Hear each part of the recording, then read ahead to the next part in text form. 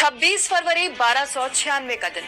महाराष्ट्र और कर्नाटक के राजा रामचंद्र किसी खतरे से अनजान अपने महल में थे। उनका बेटा सिंघन सेना के साथ राजधानी देवगिरी यानी आज के दौलताबाद से बाहर गया हुआ था।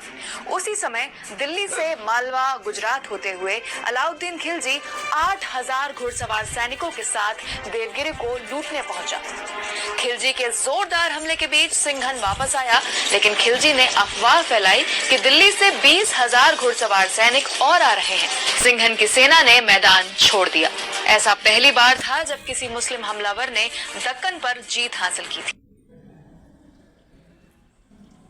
ये वही अलाउद्दीन खिलजी है जिसने चित्तौड़ की रानी पद्मावती को जौहर करने पर मजबूर कर दिया था। देवगिरी पर खिलजी के हमले के बाद महाराष्ट्र में बाहरी हमलावरों की लूटपाट अगले 350 सालों तक जारी रही। नमस्कार, मैं कृष्णा शुक्ला।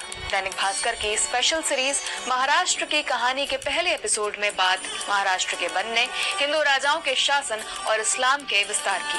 प्राचीन काल का महाराष्ट्र। उत्तर में आर्यों और दक्षिण में द्रविड़ों के बीच का इलाका है महाराष्ट्र। एक समय अपरांत यानी आज का कोंकण, उत्तर में लता यानी गुजरात और दक्षिण में गोपाकपट्टनम यानी गोवा तक महाराष्ट्र के तटीय इलाके हुआ करते थे। ये राज्य दो नदियों कृष्णा और गोदावरी के तट पर बसा है। माना जाता है कि गोदावरी के किनारे ऋषि गौतम और उनकी पत्नी अहिल्या रहते थे, जिनको भगवान राम ने शाप मुक्त कर पत्थर से इंसान बनाया था। वहीं कृष्णा नदी की कहानी भगवान कृष्ण से जुड़ी है, जो आज सोलापुर के पंढरपुर में भगवान विट्ठल के रूप में विराजमान है।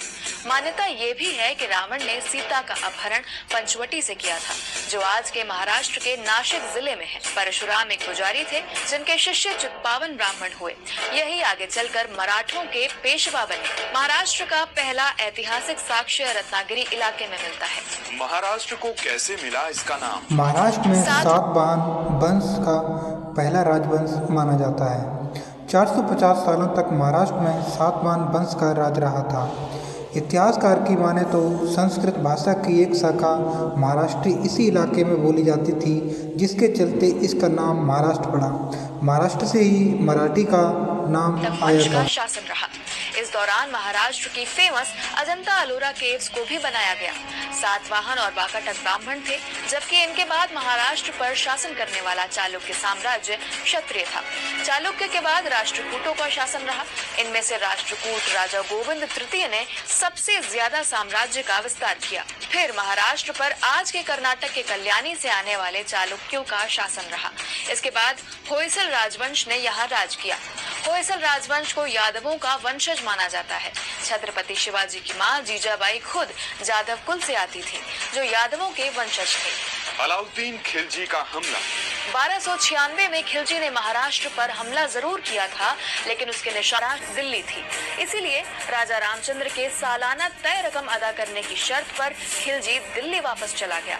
लेकिन कुछ ही सालों बाद 1307 और 1310 में अलाउद्दीन के गुलाम मलिक काफूर ने 2 बार देवगिरी पर हमला किया। रामचंद्र ने अलाउद्दीन की सरपरस्ती स्वीकार कर ली और सिंघन जंग में मारा गया। जब दिल्ली ने ही रत्नागिरी को बनाया राजधानी। इसके बाद दिल्ली में सत्ता के लिए मारकाट शुरू हुई। 1307 से लेकर 1321 तक अकेले ही पूरे दक्षिण भारत पर कब्जा करने के बाद मलिक काफूर ने अपने ही मालिक अलाउद्दीन की हत्या कर दी। बदले में अलाउद्दीन के बड़े बेटे मुबारक ने काफूर को मार डाला। मुबारक को उसके ही सेना प्रमुख मलिक खुसरू खान ने मार डाला और खुसरू को मारकर गयासुद्दीन तुगलक दिल्ली की गद्दी पर बैठ गया। 1351 में गयासुद्दीन तुगलक का बेटा मोहम्मद बिन तुगलक गद्दी पर था। उसने दिल्ली के बजाय रत्नागिरी को राजधानी बनाया। 3 अगस्त 1347 को अलोरा के पास के इलाके के गवर्नर हसन गंगू ने तुगलक के खिलाफ जाकर दक्कन में आजाद साम्राज्य की घोषणा की। हसन ने बाद में अपना नया नाम अलाउद्दीन बहमन शाह रख दिया। यही वजह है कि उसके साम्राज्य को बहमनी साम्राज्य कहते हैं। बहमनी साम्राज्य ने करीब 200 साल तक शासन किया। 1518 ईस्वी में बहमनी साम्राज्य के पतन के बाद दक्कन में 5 छोटे साम्राज्य बने।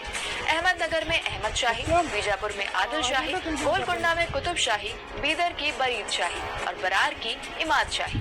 पूरे भारत पर मुगल साम्राज्य का दबदबा। 15वीं सदी खत्म होते होते दिल्ली में मुगल बादशाह बाबर का शासन आ चुका था। इधर दक्कन की सल्तनतें आपस में लड़ रही थी।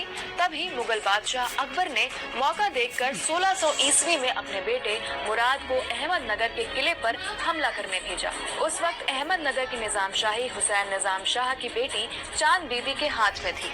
चांद बीबी ये जंग हार गई और मुगलों के हाथों में पड़ने से पहले ही खुद की जान ले ली। 1626 में मुगलों ने अहमदनगर पर पूरी तरह से कब्जा कर लिया था। 1658 से 1707 यानी 49 सालों में मुगल बादशाह औरंगजेब ने दक्कन समेत लगभग पूरे भारतीय उपमहाद्वीप पर मुगल साम्राज्य कायम किया, लेकिन वो दक्कन के पहले मराठा शासक शिवाजी भोसले को हराने में नाकाम रहा।